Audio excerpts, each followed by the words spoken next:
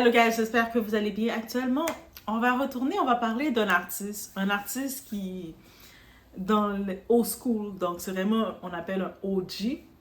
Donc lui, il a grandi à Harlem, à New York. Donc, donc j'ai regardé un petit peu, j'ai écouté sa musique.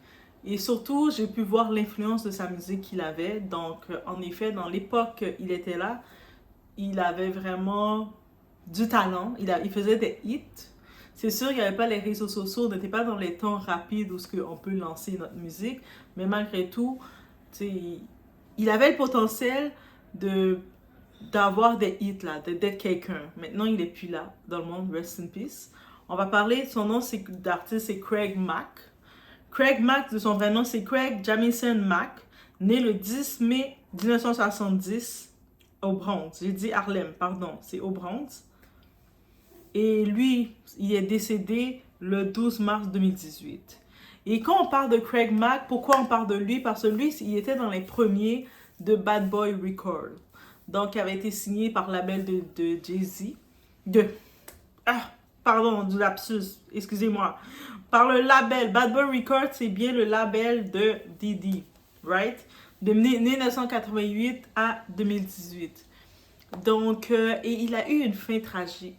Et la triste chose à réaliser, beaucoup de personnes vont dire « Ah, mais il a beaucoup fait pour la communauté, il mérite le support de la communauté parce qu'il a fait beaucoup. » Mais posez-vous une question, est-ce que c'est normal que quelqu'un qui est supposé avoir aidé tant d'artistes ou de personnes qui avaient du talent, il les a pris, les a fait travailler avec eux et ces personnes-là, ils se retrouvent dans les années qui suivent encore pire que dans la condition qu'ils étaient avant d'être signés par toi? Donc, juste à titre de réflexion, quand on voit ça, est-ce qu'on peut se dire que cette personne a réellement été pour la communauté et l'avancement? Donc, il faut arrêter de juste assimiler que sous prétexte que quelqu'un est noir, qu'il était pour la communauté. Oui, il avait son label qui devait aider les artistes noirs à émerger, les donner une possibilité de venir aussi dans le domaine de la musique, être reconnu, avoir une reconnaissance, avoir de l'argent, vivre un certain lifestyle. Mais quand on regarde ce que c'est, beaucoup de ces artistes-là, dans ce qu'il a signé, ce sont, comment dirais-je, leurs conditions se sont tellement dégradées que soit ils vivent dans des conditions complètement différentes, ou soit il y en a qui sont plus vivants, même pour parler. On est chez la Dwight About Everything, on fait un petit tour concernant Craig Mack.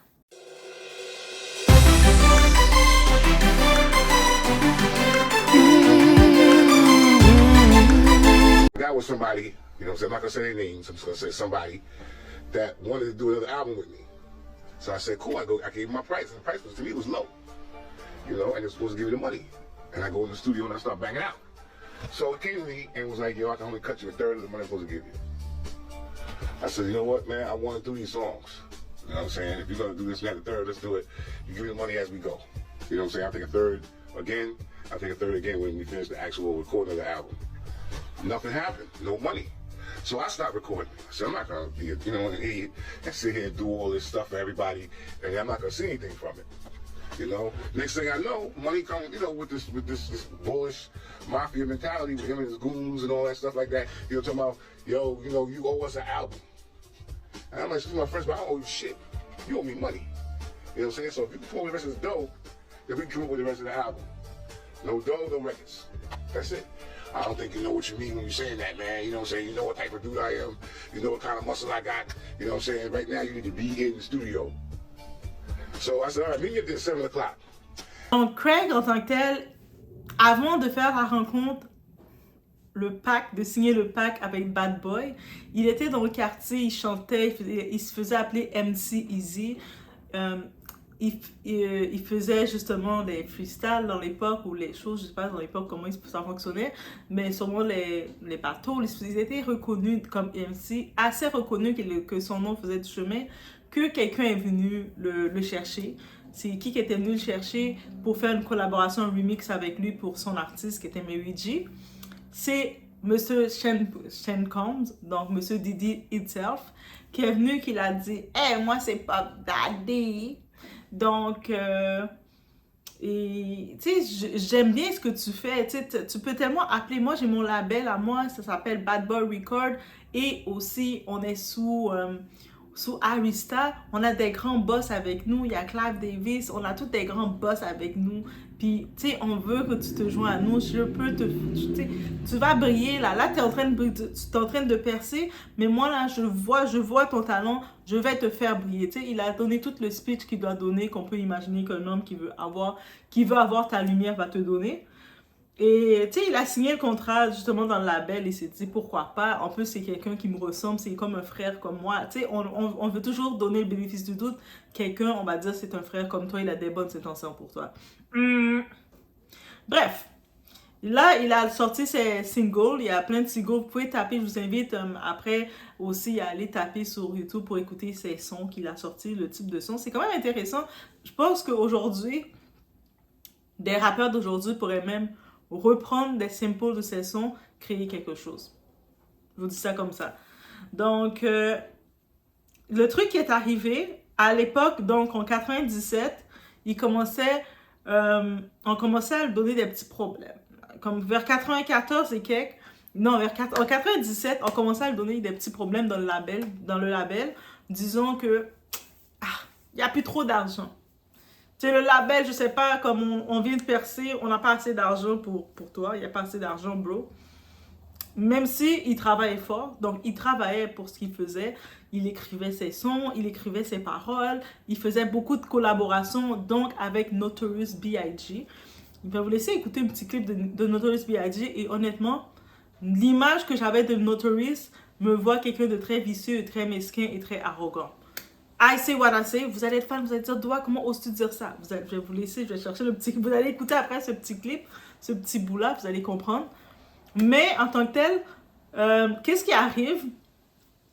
Le plan de Puff Daddy à l'époque, parce qu'à l'époque, son nom c'était Puff Daddy, il avait eu beaucoup de noms. Son plan dans son label, il voulait commercialiser B.I.G. C'est B.I.G. qui voulait commercialiser dans son label. Mais il n'avait pas assez de fonds, assez d'argent pour commercialiser B.I.G. Et puis, qu'est-ce qu'il faisait? Mais l'autre, son artiste, Craig Mack, qui travaillait, donc qui travaillait sans être payé. En tant que tel, c'est aussi simple que ça. Donc, il vendait, comme Craig Mack, il avait des hits, il avait des sons qu'il vendait, le monde achetait ses singles, le monde achetait ses mixtapes. Donc, il faisait de l'argent qu'il rapportait à Bad Boy Record. Donc, en gros, qu'est-ce qu'il a fait? On le vulgarise aussi simple. Il a pris l'argent de Craig Mack, l'argent des revenus de Craig Mack, il l'a pour permettre à Notorious B.I.G. de sortir son premier album. Aussi simple que ça. Donc Craig Mack était juste le type qui travaillait gratuitement pour lui, sans être payé. Donc, et comme artiste, on peut imaginer, il avait quand même un certain lifestyle que Craig Mack, au début, il n'avait pas. Et que ça a créé des dépendances, ça a créé des trucs, on peut imaginer, qui, par la suite, l'a donné une fin tragique. Et aussi, dans Craig Mack, on a su à un moment, on commençait à voir plusieurs années plus tard, sa santé, son physique se détériorer. Il avait laissé entendre qu'il souffrait il était malade, il souffrait d'un cancer ou quelque chose comme ça. Le monde en fait comme, ok, c'est tout. Et en 2018, on peut comprendre, il est décédé. Quelques temps plus tard, dans le magazine Rolling Stone, il y a son ex-femme ou sa femme, je pense, j'ai regardé, c'est son ex-femme qui a laissé entendre que, en effet, Craig Mack est décédé du VIH, donc du VIH et tout ça. Et puis en tant que tel, elle commençait à expliquer dans l'entrevue que il y avait vraiment son mode de vie qu'on avait donné, le traumatisme qu'il avait vécu avec Bad Boy, comment on l'a maltraité, on l'a traité comme un rien, il n'a jamais été rémunéré, et tout ça, Bref, et puis ça m'a vraiment fait comme...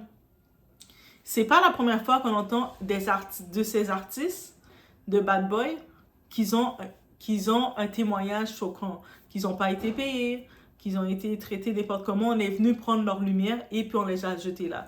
C'est pour ça que c'est vrai que c'est important de faire attention à ce type de personnes qui viennent vers vous pour prendre votre lumière, mais sans vous apporter rien. Il faut vraiment faire attention à ça. Et je pense que c'est la caractéristique qu'on peut regarder. On peut regarder de le Didi qu'on voit, qu'il était bon justement pour repérer la lumière des gens. Mais lui, son but, c'était, il avait son point de vue égoïste, narcissique, de venir prendre et puis de l'utiliser, de bien l'utiliser et de le pervertir parce qu'il pervertissait les gens.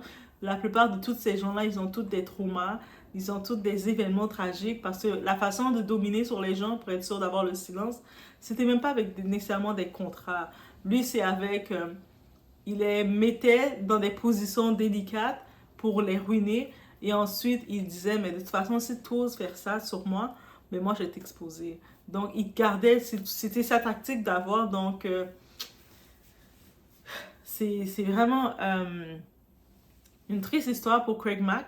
Mais c'est un artiste, c'était juste d'imaginer comment c'est arrivé pour lui. Donc là, je vais vous laisser écouter un petit bout de... Ça fait longtemps, où ce qu'on voyait une interaction de lui, de Craig Mack. Il y avait Puff Daddy et il y avait B.I.G. Et on voit, de ce bout-là, on va voir ensemble, vous allez voir, prenez le temps d'observer l'attitude de votre B.I.G. là, que vous dites, ah, B.I.G. c'était une idole, c'est une chose. B.I.G., Craig Mack, il écrivait pour lui, il chantait pour lui, là. Et la façon, l'arrogance qu'il a eu de tout ça. Je vous laisse écouter. Bless everybody out there. Sure. Cool. So, like, Puffy, what's coming up in the immediate future for the Bad Boy? Bad Boy Let us family. question. We got Big's wife dropping. Big. Okay. Evans Wallace, she's dropping. So, We also have some B-sides and some other different projects. We have Big's new album that's going to be dropping in like September, Life After Death. Alright. We're And I gonna want be- to congratulate Craig Mack on his Grammy nomination. no question. Yes, baby, yes. Cool, that's cool, and I'm sure you got much things in store for my Yeah, man. definitely. We got a new album we're working on him to drop in January. Besides that, we about to just drop our R&B stuff. The Puff Daddy album. We're gonna, Yeah, what about the Puff Daddy solo project? Yeah, we're gonna talk about Hey, that. Puffy, too. you know what Jack is giving us that single? Bien sûr, je peux comprendre que ça fait partie des affaires. Dans les affaires, tu ne peux pas rendre tout le monde heureux. Tu dois faire des décisions qui vont être un peu sans cœur pour... Tu vas aller dans des décisions qui vont aller stratégiquement pour un et déplaire à l'autre et tout ça. On peut comprendre, Par contre, c'est la façon dont il a fait ça à beaucoup de ses artistes. On comprend que lui n'avait pas de problème de venir prendre de prendre le talent de ces artistes qui étaient signés dans son label, qui étaient souvent des personnes qui étaient dans des quartiers défavorisés, qui n'avaient pas nécessairement la possibilité de comprendre, lire leur contrat. Déjà aussi, il y a beaucoup des artistes qu'on disait, j'ai signé un deal avec le démon, mais c'était complètement ça. J'ai signé le deal avec le contrat comme... sans vraiment être conscient de ce qu'ils signaient. Et souvent, qu'est-ce qu'ils signaient, ça disait... Qu'est-ce qu'il faisait? Je prends possession de toutes tes musiques, toutes tes œuvres. Tu n'as plus le droit sur tes musiques pour ce que tu fais. Et tant que tu es à mon nom sur mon label, tu ne représentes plus rien étant qu'un artiste. Et il en profitait pour décider de peaufiner qu'est-ce qu'il voulait. On avait pu comprendre, j'avais regardé rapidement des entrevues qu'en tant que tel, la relation de B.I.G. par exemple avec Craig Mack était complexe parce que B.I.G. le trouvait corny, il aimait pas trop le style, I don't know why, comme B.I.G. qui est-tu pour juger Craig Mack. Mais au-delà de ça, on pouvait aussi comprendre que Didi les mettait en situation pour qu'ils ne s'aiment pas ou ne soient pas amis aussi. Donc, il faisait en sorte de montrer du favoritisme. Et c'est quelque chose, une tactique que j'ai pu, en étudiant son personnage, voir beaucoup se faire même chez ces femmes. Comme on voyait dans une époque quand j'attends de recevoir le livre de Kim Porter, guys. Mais j'avais fait des petits bouts d'entrevues concernant Kim Porter qui le disait, mais pas Kim qui le disait, des personnes qui étaient proches de Kim qui avaient dénoncé ça. Et puis elle disait que en tant que telle, Kim quand elle était sa girl number one, il la traitait d'une façon, même si c'est jamais bien quand il traite les gens, parce que je sais pas, est-ce qu'il sait comment traiter les gens? C'est quoi son rapport qu'il a avec les gens? Mais peut-être ses enfants étaient bien. Mais sinon, qu'est-ce qui arrive quand, par exemple, son nouveau gadget, sa nouvelle poupée, Casey était venue à l'époque, il maltraitait Kim devant Casey, où il créait de l'animosité entre les deux femmes. Et c'était ça. Et puis il faisait en sorte des fois de traiter Kim d'une façon, et puis il faisait Casey rire de ça. Et Casey venait d'arriver. C'est sûr, quand tu viens d'arriver dans un lieu, tu vois que ton gars, il traite mal l'autre fille qui était déjà là. Toi, t'es content, t'es moi, je suis la nouvelle mascotte. Donc, c'est moi sa nouvelle poupée, son nouveau jouet. Jusqu'à ce qu'elle a vécu qu'est-ce qu'elle a vécu pendant 11 ans. Mais en même temps, c'était un choix parce qu'elle était libre de partir. Ça, c'est mon opinion. Mais sinon, quand je regarde sa façon de faire, du personnel et même dans les affaires, c'était la même chose. Là. Il faisait pas de changement. Et puis, avec ses artistes, des fois, il décide, ok, toi c'est toi que je veux mettre devant. Mais on va aller chercher chez l'autre pour donner à l'autre. Et puis, on va créer de la division entre les deux. Ainsi, quand tu divises pour mieux régner dans ton organisme, mais il n'y a pas de solidarité. Et on a pu le voir clairement, je fais une parenthèse, de la plainte de Dawn Richard, qui a fait sa dernière plainte. C'est la fille qui était dans Dignity Kane, ensuite qui était dans Diddy Dirty Money, qui a fait porter plainte contre lui.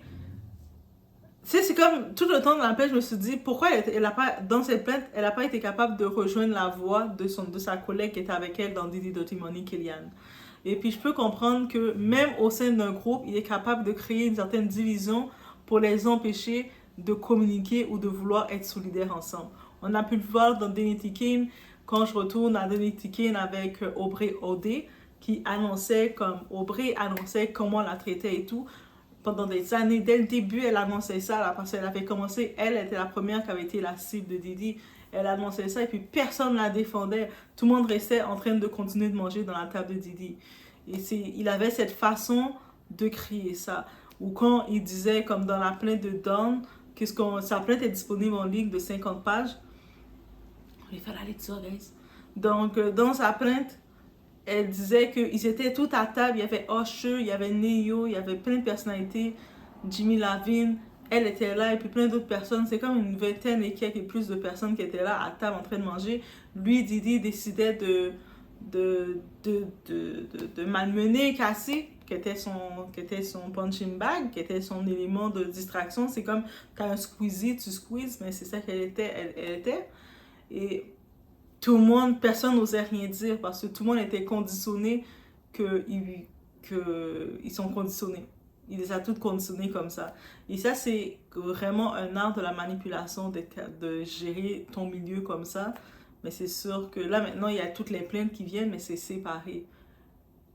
Mais c'est ça que je retiens chez lui. Donc oui, c'était un petit tour sur Craig Mack. Et bien entendu, au dernier moment de sa vie, il était dans une vie misérable, malheureuse, malade. Il avait des dépendances.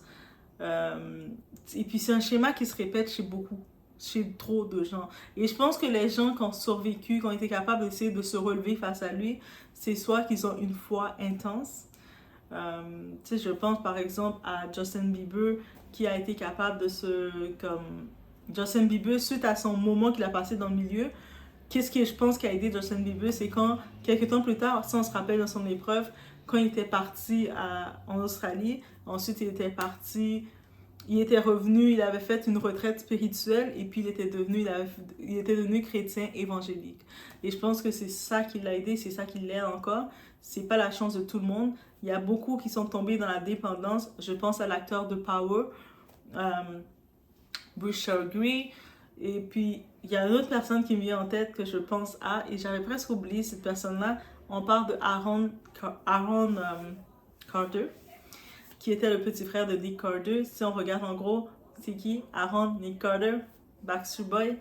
Donc oui, qui était là, qui venait accompagner dans les soirées. C'était le pop band le plus populaire de l'époque, Backstreet Boy, right? Aaron, à un moment, il commençait à lancer sa petite carrière aussi. Mais il a été évité et puis on a fait un peu le traitement, mais il n'avait pas eu le système, ça l'a ravagé. Et il y en a beaucoup qui ont été ravagés, c'est-à-dire qu'ils arrivaient avec toute leur lumière, leur potentiel, leurs rêves, et puis ils sont venus, en le côtoyant, ils sont devenus pires que ce qu'ils étaient. C'est ça qu'on dit, quand tu fais ta simple deal tu serres ta main avec le démon va tout te prendre. Il va faire semblant de te donner quelque chose, pour en final, tu vas te retrouver encore plus vite que tu étais. Je vous laisse sur cette vidéo. Il y a comme une analyse d'un type qui est faite. Ok, c'est complètement en anglais. Et puis la durée de l'analyse, c'est 10 minutes. Donc, si vous voulez l'écouter un peu, mettre des traductions, l'écouter, c'est correct. Ou sinon, mais c'est l'essentiel que j'ai dit aussi, qu'il répète, qu'il le redit. Donc, je laisse sur ce, faites attention à vous et rappelez-vous d'être vigilant sur les offres qu'on vous fait. Et ne signez aucune offre qu'on vous fait sous pression, sur rapidité, parce que le démon est bon pour faire des offres, mais la différence dans les offres qui viennent du démon, ça vous prend tout et ça vous enlève votre joie et ça vous brise de l'intérieur. Je vous laisse sur ce. Ryan Glover, this video is about Craig Mack. Rolling Stone just released an article that Craig Mack had died of HIV and it was untreated. You know, a lot of people, like, you know, may remember that he had basically joined a cult called the Overcomer Ministry. And they didn't believe in getting like medical treatment. You know, obviously HIV is treatable. He could have, like, you know, gotten treatment for it, but, like, you know, I guess they believed that God would heal him. And isn't it ironic?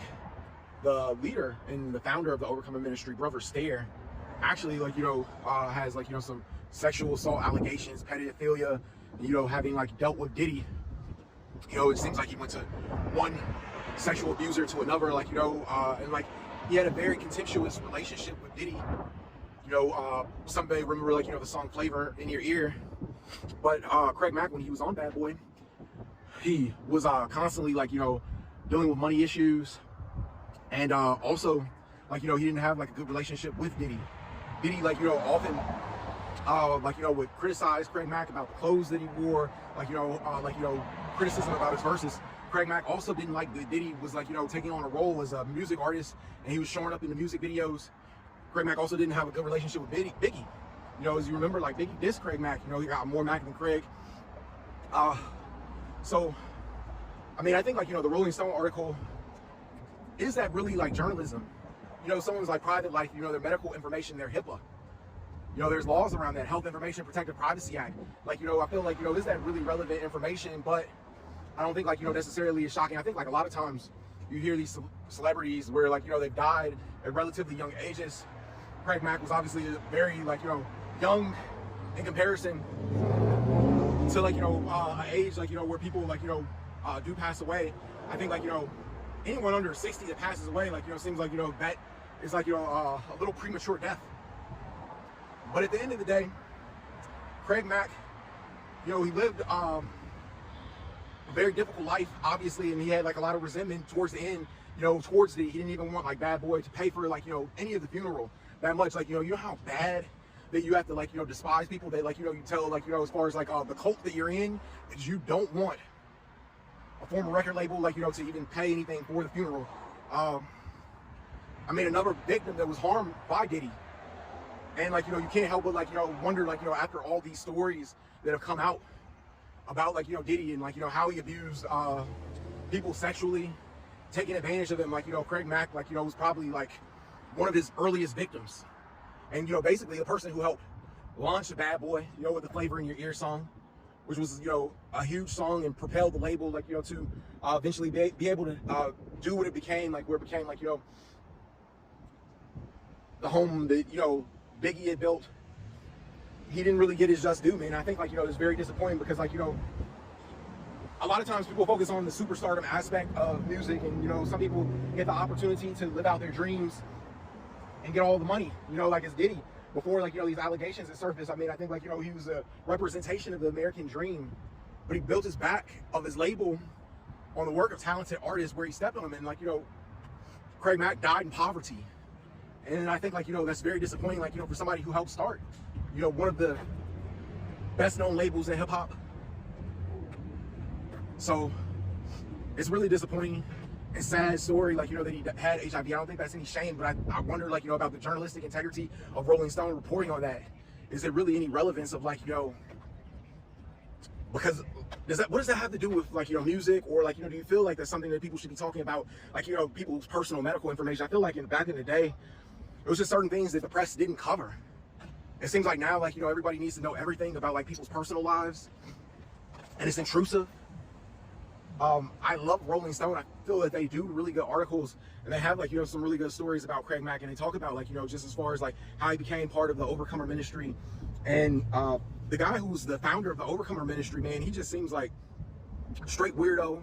Held this girl's breast. There was a minor on YouTube, like, you know, it's a video that you can see. And for, like, you know, Craig Mack, like, you know, to go from, like, you know, being a superstar hip hop artist to being in a cult, that like, you know, isn't like, you know, anything like, you know, righteous. I think like, you know, if you're going to do like religion, there's nothing wrong with that. But like, you know, being in something where they're not like, you know, interested in evangelizing and teaching like, you know, the actual Bible or living righteously, but like, you know, they're taking advantage of people because they really don't have any other options. And that's what happened to Craig Mack. And like, you know, I think is very disappointing because Craig Mack was a talented artist, and it seems like Diddy like pretty much blackballed his chances, like, you know, for having success in the music industry. I think like I read like, you know, it was a possibility that he could have signed to Death Row at one point, you know, to Suge Knight, but like that didn't happen. Like, you know, Diddy was like, you know, really upset, and then like Diddy had, like, you know, made difficulties like where he was going to get money if like, you know, Craig Mack left the label and signed to another label and just like put up obstacles in his way. And I think like, you know, things like that in the music industry are like, you know, kind of like what's untold, where like, you know, people like, you know, ruin people's lives and like, you know, go on to have like, you know, really great lives. Like, you know, Diddy wasn't affected by like, you know, the negativity he's done. He's just kind of like, you know, reaping the benefits of like wealth that he's built on the backs of other people. And I think like, you know, it's kind of like disgusting. It's like, you know, when will he actually like, you know, be charged criminally and suffer for like, you know, the sins that he's done, you know, the way that he's made like people like Craig Mack suffer in life. And I think like, you know, that one day, like, you know, we'll have to like, you know, get justice. We all like, you know, sow what we reap, but like, you know, it's just like really difficult when you see like a talented artist like Craig Mack and the way like, you know, being treated by like someone as evil as Diddy led to like, you know, his life, the way it came about. Like maybe if he had been treated fairly by Diddy, like, you know, maybe he could have ended up on another label and like, you know, continue to be an artist, you know, even continue to be in a regular church where you're not so desperate. I think like, you know, people reach a point of desperation when they have no one else, no one to help them or no one to like, you know, support them. And then people who can take advantage, like cults. I don't think anyone joins a cult because like, you know, it's their first option. But like, you know, when like, you know, you need people and the people who were supposed to treat you right don't. Such as the case of Diddy, where he took advantage and he exploited artists. He has a history of that. You know, we could talk about like, you know, all of the artists that he supported, he's extorted on the label and exploited. But